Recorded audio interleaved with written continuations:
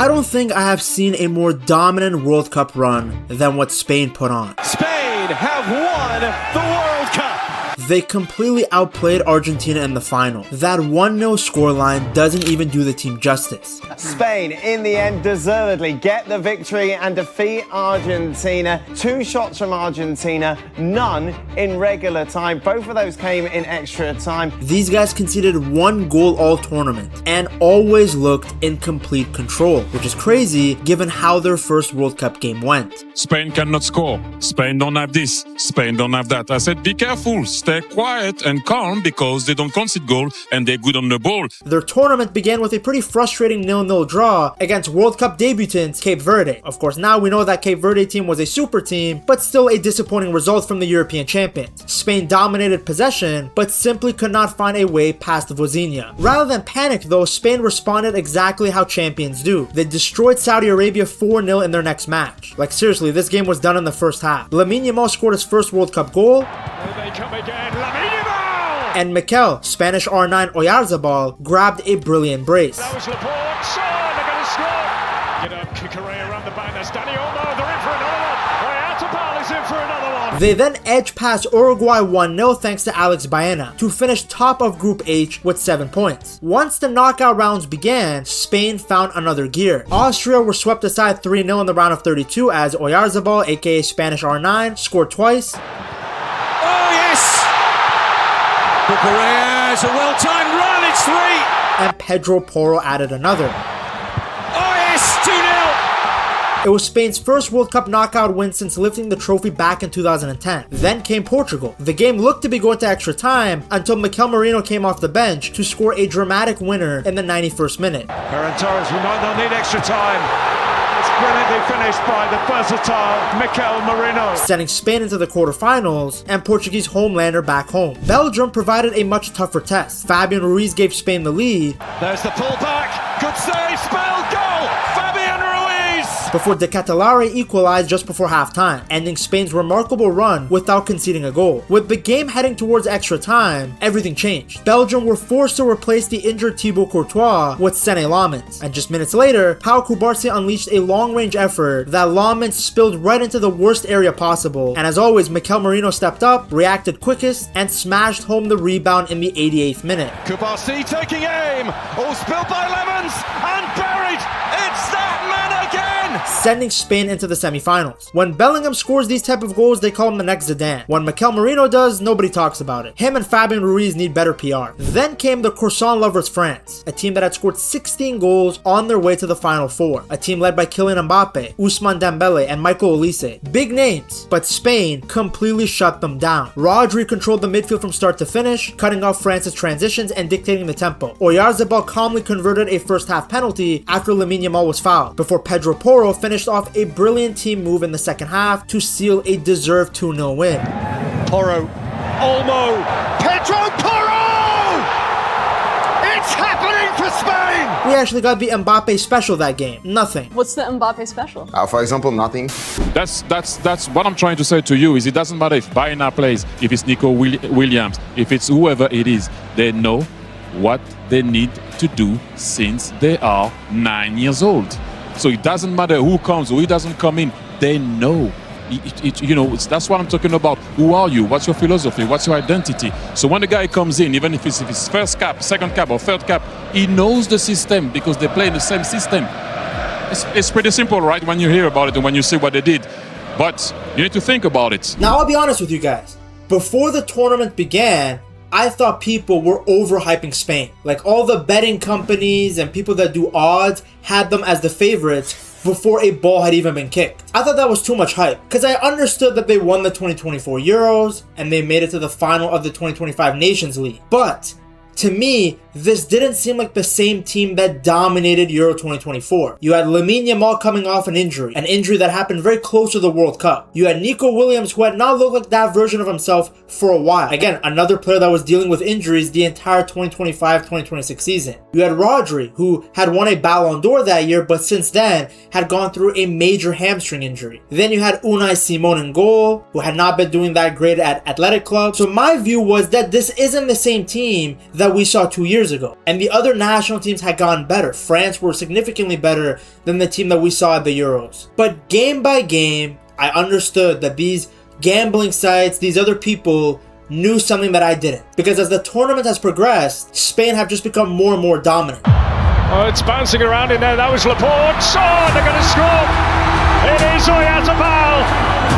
Here they come again. Lamine Yamal. Now the semi-finals, I thought France was going to win too. I thought they were going to narrowly win 2-1 off of 2 transition goals. I knew that Spain would dominate the midfield because Rodri and Fabian Ruiz had been so much better than the likes of Rabiot and Kone and Chouameni. But I was a bit surprised by how many pundits and how many articles had come in, and the discussion online was in the narrative that France were just going to walk away and run away with this result. With that, JD, we're going to need a score prediction from you. How do you think it all shakes out? They're still not going to beat France. I put my neck out there and say to you, France are the best team in world football. They are incredible. I've never seen anything like this. Their verticality in going from front to back, and also trusting how explosive some of these players are. There's just too many strong links on the pitch for this France team to fail at this stage. And there's too many players that understand the pressures of big moments and usually deliver. That for me to look past this French team. Mikel Oyarzabal strikes first for Spain.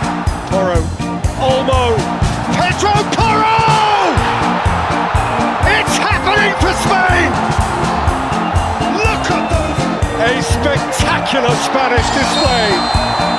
Spain will play the World Cup final. I was a bit surprised to see that, because historically, yes, Spain had not played this exact version of France. At Euro 2024, Dembele was not in the form that he's in now, Olise wasn't there, and then in the Nations League, that back line was not the same one that we were going to see at the 2026 World Cup. But still, nobody was giving Spain a chance, and I thought that was weird because stylistically, they were the worst matchup for France. Because they could dominate the midfield, they were organized at the back so they wouldn't leave a ton of space, and they had enough firepower that if it clicked, they could get goals. But like I said, I myself thought that France would edge it. Well, it ended up being a performance where Spain made it look like men versus kids. They absolutely destroyed France, dominated them from start to finish. I mean, people were talking about this France team being better than 2002 Brazil. These guys look more like 2026 Brazil. It took them forever to get a shot on target. Ballon d'Or winner Ousmane Dembele was non-existent. Michael Olise couldn't string together a pass. Mbappe's only highlight was punching Unai Simon. Spain were just all over them. They dominated possession. They had the best chances.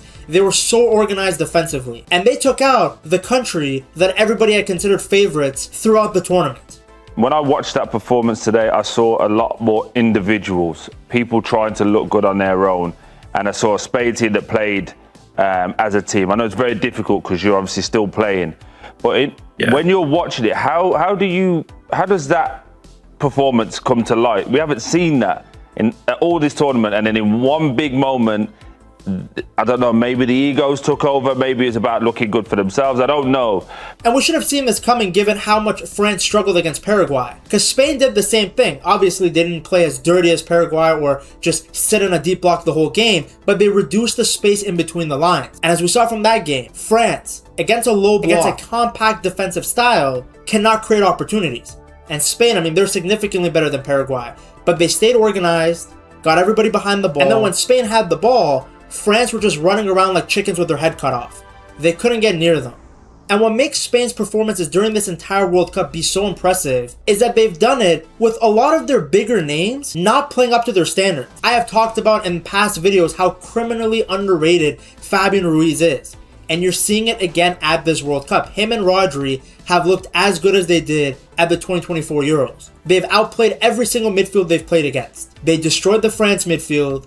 They destroyed the Portugal midfield. Nobody can come close to them. The level of technical ability, but also having the capability to win duels, to cover ground. Like I said, nobody's come near them. In all of Spain's games, even if they haven't been super high scoring, nobody has controlled the midfield better than they have. And like I said, they were doing it without Pedri, one of the biggest names on the team, one of the biggest talents, not playing that good. Then you have another Barca guy that's underperformed, and that's Lamine Yamal. Again, he's had some great moments, but considering that during the club season, this guy looked like the best player in the world, he has not been at the level that we expected from him. I think even if you ask Yamal himself, he'll tell you that. Yet despite him not being as good as he was at Euro 2024, being gangbanged constantly on the right-hand side with multiple defenders, Spain have still found ways to score. They've found ways to utilize him. And then you have Nico Williams, who because of injuries has mostly been on the bench. It's been Baena who has started on the left wing. Again, it hasn't mattered. Spain have still done the job. And one of the biggest reasons for that is because a lot of the players who were good in 2024 are still playing at a high level, even if they're not the biggest names. For example, Dani Olmo has had a fantastic tournament. A magician in between the lines, so good in tight spaces against these low, compact blocks. He'll do these little flicks, turn away from pressure, and some of his turns might look easy from our angle because we're looking at the TV from the broadcast angle, as if we're playing FIFA. For Olmo to do those turns in real time, it's so impressive. Then you have the back line. It's been fantastic. Cucurella defends with every fiber of his being. This guy's the definition of bleeding for the badge. I think some people were laughing at the fact that Real Madrid paid a lot of money to bring him from Chelsea. That's the exact type of player they need. If you've seen him play for Spain, he just never stops grinding. He's good going forward with those overlaps. He's gotten multiple assists in this tournament. And then defensively, he'll do what needs to be done. And he has a great track record against some of the best right wingers in the world. He's put Mo Salah in his back pocket. He's done it to Lamine Yamal. And then he did it again to Olise and Ousmane Dembele. And then on the right side, you have Pedro Porro.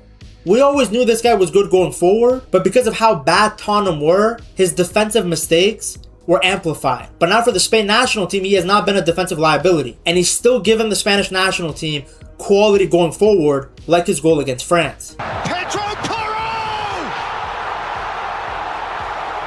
And then the two center backs, phenomenal from Laporte and Pau Cubarsí. Cubarsí, I kept trying to tell people, when this guy's not playing in a kamikaze high line, when he's not playing in Barca's back four that's higher than Snoop Dogg, and he's playing next to a veteran, somebody who's experienced, someone who's a reliable partner, he's a great center back. That's why Cubarsí's best individual season came when he was playing next to Inigo Martinez. And now he's doing the same thing on the national team by playing next to Laporte. I cannot believe this guy was in the Saudi League 2 years ago. He's still playing at the same level that I saw from him at Manchester City. Great center back, comfortable on the ball, really good in winning duels. And him and Cubarsí have been excellent. It's why Spain haven't conceded a ton of goals. Yes, it helps that they dictate possession so much, so naturally teams don't have a ton of opportunities to break them down. But that duo has been fantastic. A great back line, a great midfield, and even with their X factors, their top attacking talents not being at the level that many people expected from them, Spain continued to get results. And they have shown why they were the favorites going into this tournament. With the way Spain are playing, we might be seeing them go back to the dominance that they had from 2008 to 2012. Spain just got an incredible streamline of talent, haven't they? And the clubs are great as well, so it's going to be really hard for anybody to overtake Spain in the next few years. It's funny because before 2008, Spain had a completely different reputation than what we see today. They always looked good on paper, but would disappoint when the biggest tournaments arrived. They were football's great underachievers. Then everything changed when Luis Aragonés took charge. He made one of the boldest decisions in Spanish football history. He left out Raúl. At the time, Raúl was one of the biggest names in Spanish football. But Luis Aragonés believed that the future belonged to the new generation. Players like Xavi, Iniesta, David Silva, and Cesc Fabregas became the center of the project. The team was built around technical quality, quick passing, and intelligent movement. And behind them sat Marco Senna, whose defensive work gave the creative players freedom to express themselves. This became the beginning of tiki-taka. Spain controlled games with the ball like nobody had ever seen before. Opponents couldn't get near them. The passes came too quickly and the movement was too good. The understanding between some of these players was almost impossible to stop. Like, I'm pretty sure Iniesta and Xavi have a telepathic connection. Spain went on to win Euro 2008 and finally ended decades of disappointment. But that was only the beginning. When Del Bosque took over, he inherited a team full of confidence and world-class talent. By the 2010 World Cup, Spain had become even stronger. They had Casillas in goal, who was world-class. Look at the saves he was making in a World Cup final. In the backline, they had Ramos and Piqué, one of the rare times where Barca and Real Madrid teamed up together, setting their rivalry aside. Then Xavi, Iniesta, and Busquets took their Barca form and translated over to the national team. The greatest trio ever. Of course, when we talk about the midfield, we can't forget Redbeard Xabi Alonso. He was in the center of the park too, dictating the tempo. Then up front, David Villa was an absolute beast. This version of Spain was ruthless. Not because they scored loads of goals, but because they wouldn't let you touch the ball. Possession became their best defense. If Spain had the ball, you couldn't score. And if you couldn't score, eventually they would find a way to beat you. It wasn't always exciting, but it was incredibly effective. Spain won 4 straight knockout games 1-0 and reached the World Cup final. And then came one of the most iconic moments in Spanish football history. Andres Iniesta's extra time winner against the Netherlands. Oh, it drops for Fabregas, who looks for Iniesta, who's onside!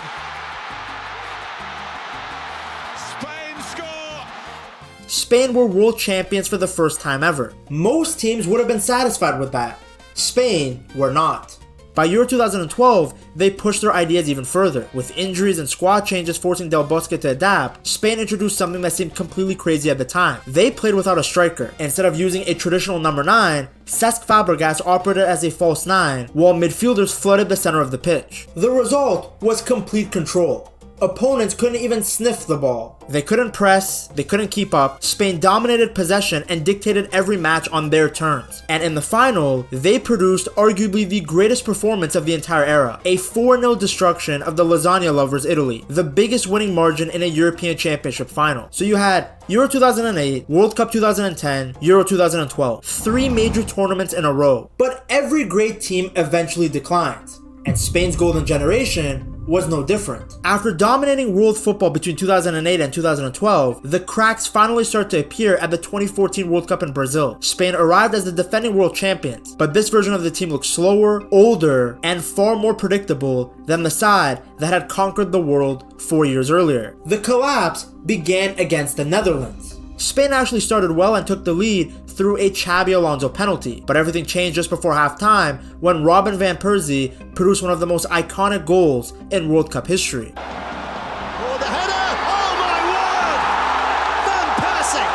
with an absolute stunner! From that moment on, Spain completely fell apart. Arjen Robben repeatedly tore through the defense on the counterattack. Casillas endured one of the worst performances of his career, and the Netherlands ran away with a shocking 5-1 win. A few days later, Chile beat Spain 2-0, and the defending champions were heading home from the group stage. The problem wasn't difficult to spot. Spain had spent years dominating football with the same core players and the same tactical ideas. The possession was still there, but the speed wasn't. The energy wasn't. Opponents had figured out that if they just stayed compact, defended patiently, and attacked quickly when Spain lost the ball, they could cause serious problems. 4 years later in Russia, things didn't get any better. Just days before the tournament started, Lopetegui was sacked after agreeing to become the Real Madrid manager, throwing the entire squad into chaos. Fernando Hierro stepped in at the last minute, but Spain never looked convincing. The round of 16 against the host Russia perfectly summarized all the problems during that era. Spain took an early lead through an own goal, and then proceeded to dominate possession for almost the entire match. They completed over 1,000 passes and controlled 74% of the ball. The problem was that none of it actually hurt Russia. The passes became slower, safer, and increasingly predictable. Russia just sat deep,